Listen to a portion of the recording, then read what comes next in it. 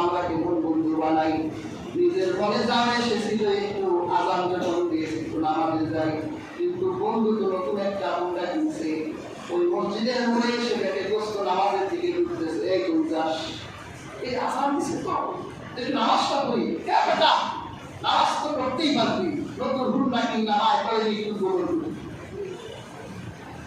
একদিন গেলে তো আমার হুন্ডা নতুন থাকলো না, তুই তো কালকেও আশা করতে পারবি, কিন্তু আমার নতুন হুন্ডা ওঠ পরে নিয়ে একটু মামা রিসোর্টে ঘুরে আসি, একটু পদ্মা হাওয়া খেতে যাই।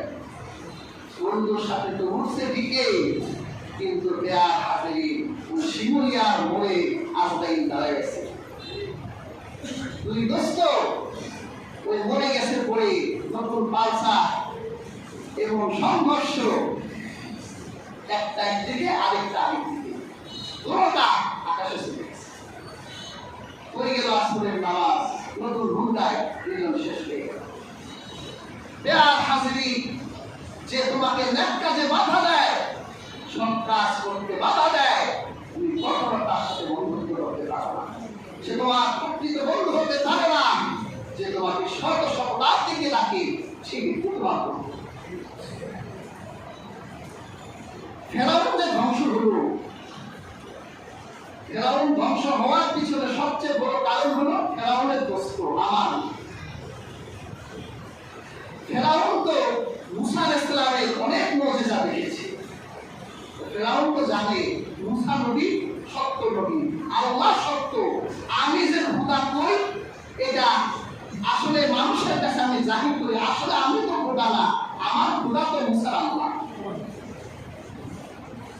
আমাদের সাথে আমার তো ফেরাউনের প্রধান উপদেষ্টা, রাতে দুই দোস্ত বসে দেখতো আমরা দুইজনেই পথের ফকির ছিলাম, তা আমি এখন ধনী হয়ে গেছি, তুই আগের মতোই আসস, পরে আমার প্রধান উপদেষ্টা রাখলাম।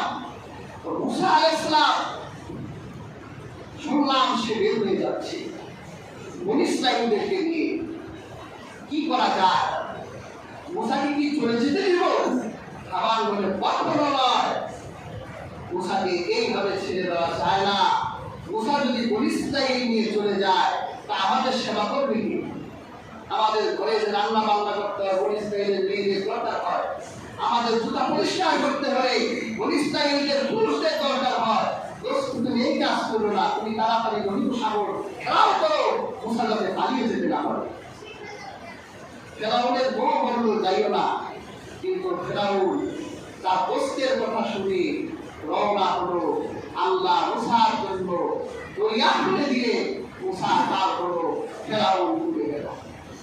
দোস্ত ডুবাই দিল দোস্তরে, যদি দোস্ত বলতে থাক অনেক জ্বালাতন তো করছি, মুসা যখন চলে যাচ্ছে তো চলে যাক, ফেরাউন বেঁচে যেত। কিন্তু পেয়ার হাজিরি, এই ফেরাউনের ধ্বংসের পিছনে সবচেয়ে বড় কারণ ছিল এই ফেরাউনের দোস্ত হামান। তা আমাদের কিন্তু এরকম হামান মানকা দোস্ত আছে যারা আমাদের ক্ষতি করতে চায়। পেয়ার হাজিরি, সজাগ থাকতে হবে। বন্ধুত্ব দোস্তি করার ক্ষেত্রে খুব ভাবতে হবে তাদের সাথে দোস্তি করা যায়, তাদের সাথে বন্ধুত্ব করা যায়, এইভাবে আমাদেরকে আগাতে হবে। আল্লাহ হাবিব সাল্লাল্লাহু আলাইহি ওয়াসাল্লামের একটি হাদিসের মাধ্যমে ইতি টানছি।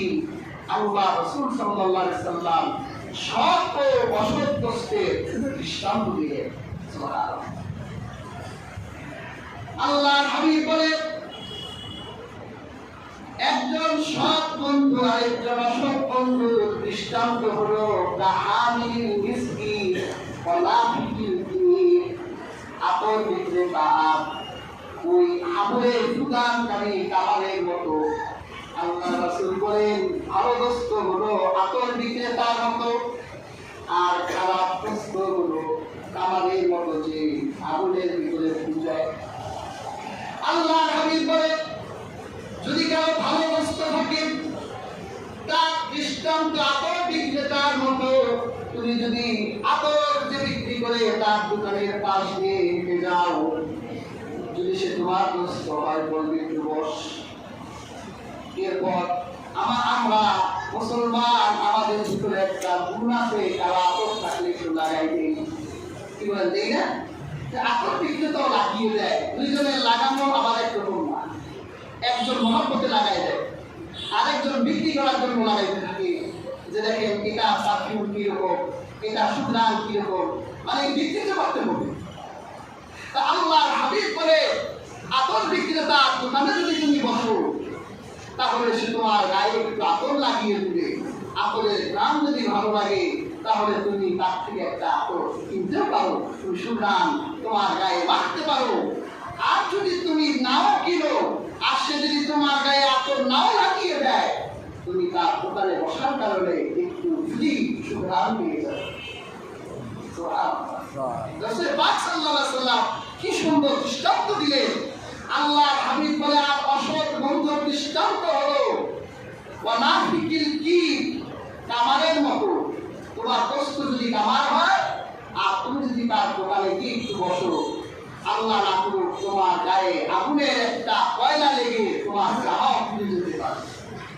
আর যদি জামা নাও পরে ওইখানে বসার কারণে একটু দুর্গন্ধ, একটু খারাপ হাওয়া তোমার নাকে মুখে লাগবে, আল্লাহ হাবিব সাল্লাল্লাহু আলাইহি ওয়াসাল্লাম বুঝালেন তোমার বন্ধু যদি সৎ হয়, তার সাথে তোমার শত্রুতা হয়ে গেল, সে তোমার ক্ষতি করবে না।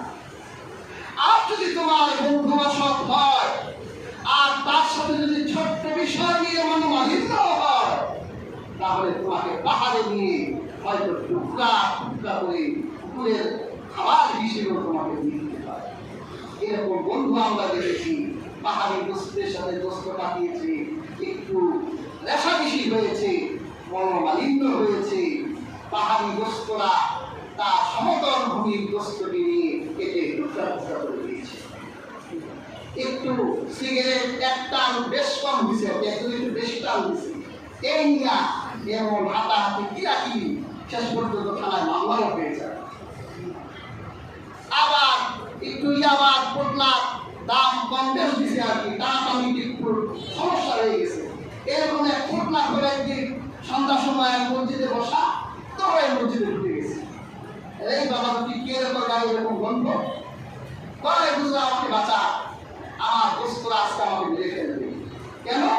পরে আমরা ভিতরে একটু সিদ্ধি সেবন করতে এসেছিলাম, তো তাদের সাথে আমার পুরানো একটা শত্রুতা ছিল, টাকা হেরফের হওয়ার কারণে তারা আমার বিরুদ্ধে সব একশো হয়ে গেছে।